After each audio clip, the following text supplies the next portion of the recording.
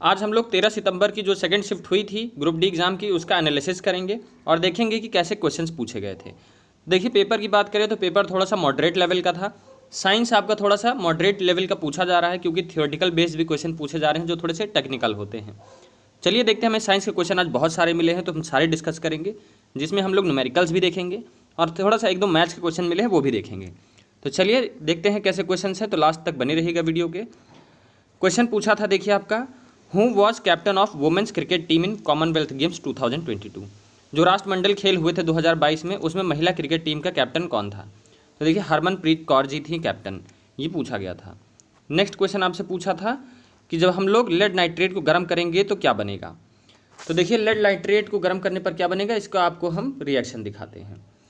Lead nitrate क्या होता है? PbNO3 होता है, और इसकी वैलेंसी 2 होती है, तो होल ट्वाइस हो जाएगा। इसको जब हम लोग गर्म करेंगे तो क्या बनेगा? लेड ऑक्साइड बनेगा, यानी PbO बनेगा। और आपका क्या बनेगा? नाइट्रोजन डाइऑक्साइड बनेगा, यानी N2O बनेगा। और आपका क्या बनेगा? ऑक्सीजन बनेगा, ऑक्सीजन। तो ये चीज़ें आपकी बनती है, ये रिएक्शन था। आगे इससे क्वेश्चन पूछ लिया जाएगा। नेक्स्ट क्वेश्चन देखेंगे हम लोग कि जो pH होता है स्ट्रॉन्ग बेस और वीक एसिड का, वो क्या होगा? देखिए, जो स्ट्रॉन्ग बेस होता है, तो स्ट्रॉन्ग बेस कैसा होगा? जिसका 7 से अबव होगा pH वैल्यू, वही तो स्ट्रॉन्ग बेस होगा। और वीक एसिड होगा, 7 से नीचे होता है तो वो स्ट्रॉन्ग एसिड हो जाता है। यानी कि मजबूत क्षार कौन सा होगा आपका? जो कि 7 से कम होगा। और हमको यहाँ पर मजबूत, हम लोग को मजबूत क्षार बताना है, वो कि 7 से अबव होगा। तो क्या हो जाएगा इसका correct answer? Option number B हो जाएगा, ग्रेटर देन 7 होगा तभी मजबूत क्षार बनेगा आपका। नेक्स्ट क्वेश्चन देखेंगे हम लोग, क्या पूछा था। देखिए, क्वेश्चन पूछने से पहले जिन बच्चों का भी साइंस में प्रॉब्लम आ रही है, तो हम लोगों ने यहाँ पर मिनी ब्रह्मास्त्र निकाला हुआ है ग्रुप डी के लिए, जिसमें NCERT बेस्ड क्वेश्चंस हैं, जिसमें लाइट का, लेंस का और आपका जो उस मैग्नेटिज्म से क्वेश्चन आ रहे हैं वो सारे इंक्लूड हैं यहाँ पर। थ्योरेटिकल टाइप्स क्वेश्चन हैं और मोस्ट एक्सपेक्टेड क्वेश्चंस भी हम लोग ने यहाँ पर रखे हैं, जो आपसे एग्जाम में पूछे जा सकते हैं। तो काफ़ी अच्छी बुक है, आप लोग डिस्क्रिप्शन बॉक्स में इसका लिंक मिल जाएगा, वहाँ से इसको डाउनलोड कर सकते हैं। नेक्स्ट क्वेश्चन देखते हैं हम लोग। पूछा था कि इनमें से कौन सा पावर का फॉर्मूला नहीं है, इलेक्ट्रिक पावर का। अब देखिए, पावर का फॉर्मूला आपको हम बता देते हैं क्या है। P=VI, तो ये तो जनरल फार्मूला होता है, ये तो होगा ही। आप लोग इसको जब कन्वर्ट करेंगे, V=IR रख देंगे, तो आप 3 फार्मूला बना सकते। पावर होता है वर्क डन अपॉन टाइम भी होता है, ये भी सही है, ये भी सही है। और जब आप इसको रखेंगे V की वैल्यू यहाँ पर, तो यहाँ पर V को रिप्लेस कर दीजिए, तो क्या बनेगा? I²R बन जाएगा, तो ये भी सही है। गलत क्या है? ये गलत है, ये फार्मूला नहीं होता है। ठीक है, तो करेक्ट आंसर आपका क्या हो जाएगा? ऑप्शन नंबर बी करेक्ट हो जाएगा। नेक्स्ट क्वेश्चन देखेंगे हम लोग, क्या पूछा था आपसे। नेक्स्ट क्वेश्चन पूछा था कि जो छोटी आंत में आकृति, जो फिंगर लाइक स्ट्रक्चर होता है, वो क्या होता है? तो विली होता है, जो फिंगर लाइक स्ट्रक्चर होता है अपने स्मॉल इंटेस्टाइन में। नेक्स्ट क्वेश्चन देखिए आपका था कि if current flows in a conductor are I1, I2 and I3 with magnetic field B1, B2 and B3, तो आपको रिलेशन बताना है कि I1, I2, I3 के बराबर क्या होगा। तो देखिए, आपको ये फॉर्मूला पता होगा, बराबर क्या होता है? I1। तो देखिए, इसका मतलब क्या है कि जो आपका मैग्नेटिक फील्ड है डायरेक्टली प्रोपोर्शनल है किसके? I1 के। तो जो भी चीज़ I1, I2, I3 होगा, वही चीज़ B2, B1, B3 होगा। तो करेक्ट आंसर क्या हो जाएगा? B1 = B2, B3। तो ये आपका हो गया फॉर्मूला।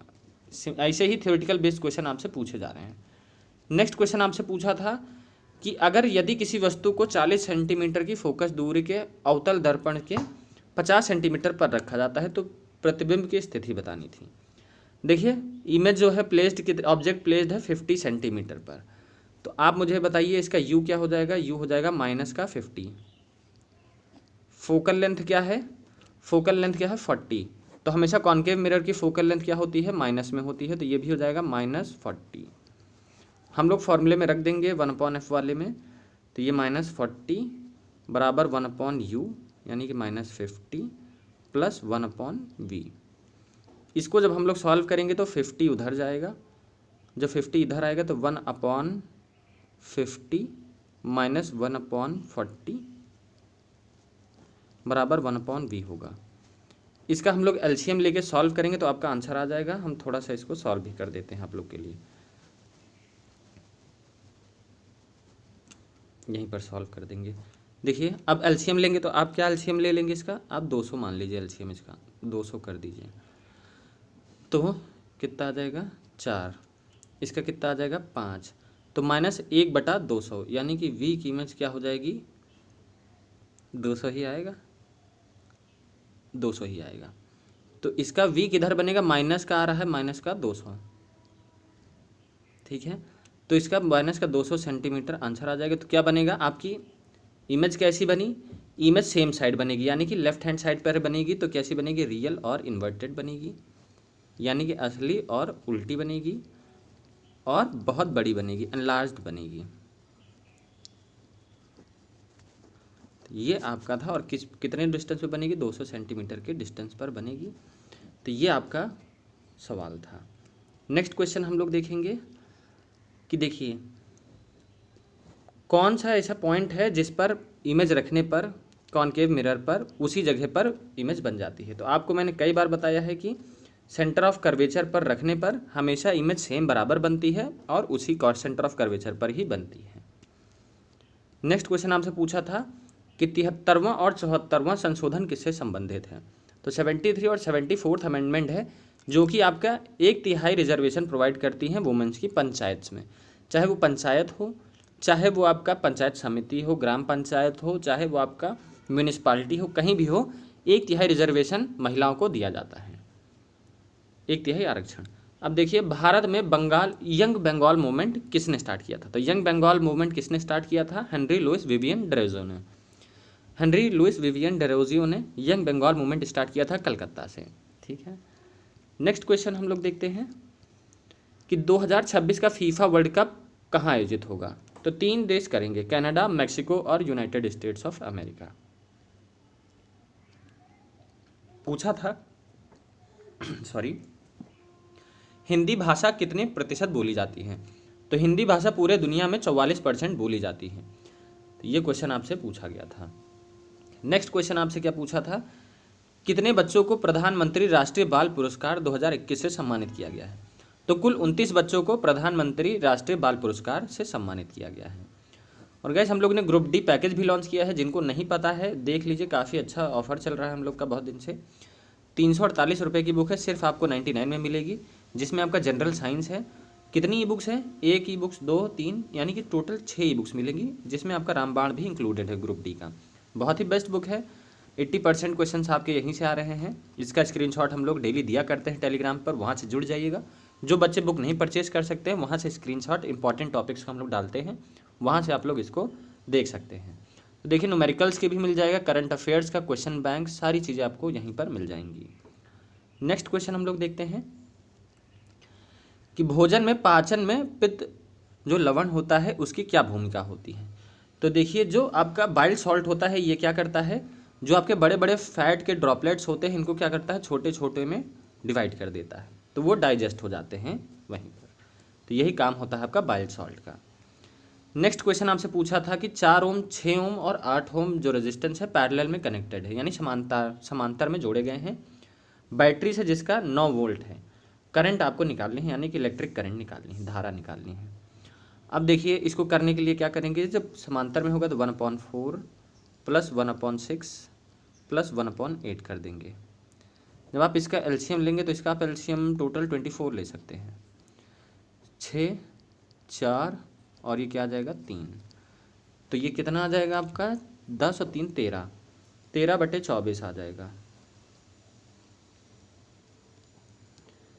हमारा रेजिस्टेंस क्या आ गया, उल्टा कर देंगे, अब 24/13 हो जाएगा, ये हमारा आर आ गया। वी हमको पता है आई निकालना है, तो V equals to I R वाले फॉर्मूले में रख देंगे। तो हमको आई निकालना है, V/R हो जाएगा। वी कितना है हमारा,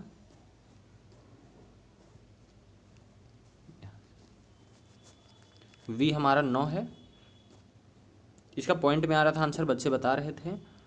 V is equals I is equals to V/R,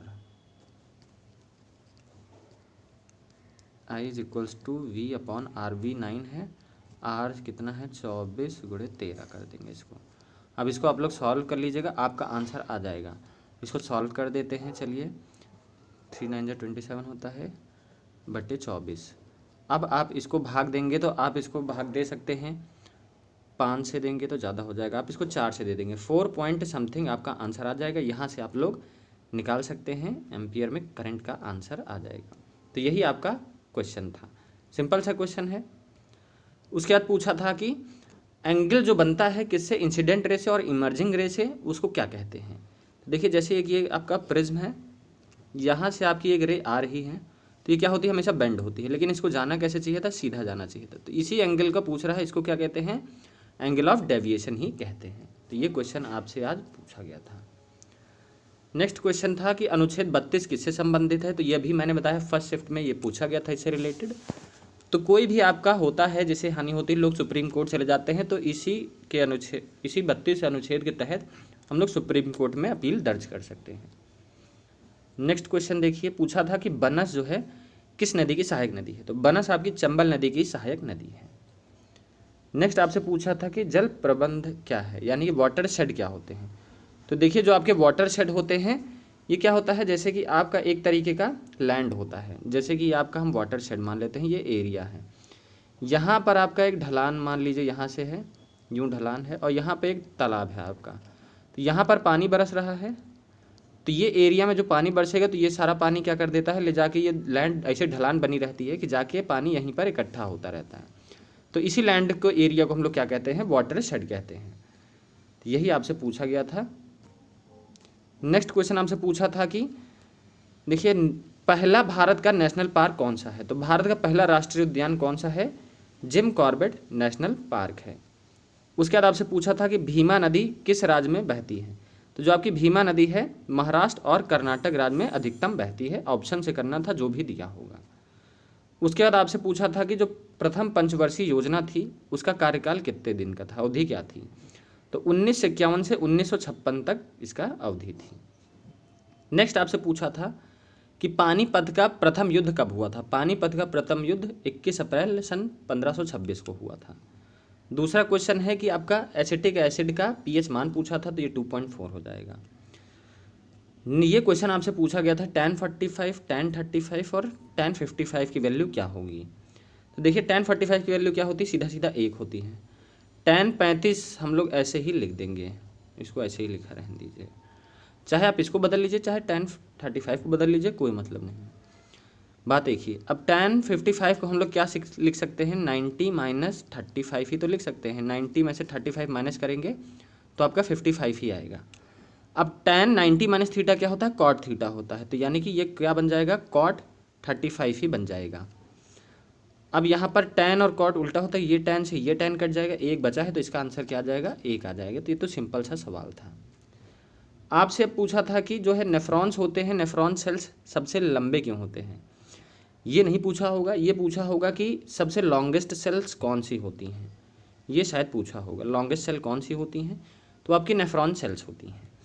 longest क्यों होती है, इसका आंसर मुझे नहीं पता है। इसका आंसर ऐसा हो सकता है कि ये जो नेफ्रॉन सेल्स होती हैं, ये हमारे बॉडी में जो हम लोग ट्रांसमिशन, जो हमारे सेंसरी ऑर्गन्स हैं, उनमें ट्रांसमिशन जो होता है सिग्नल्स का, वो नेफ्रॉन सेल्स करती हैं, जो हमारे हर ऑर्गन से लेकर ब्रेन तक पहुंचाती हैं, उन्हीं को कहते हैं नेफ्रॉन सेल्स। तो इसीलिए लंबी होती हैं ताकि ये पहुंचा सके।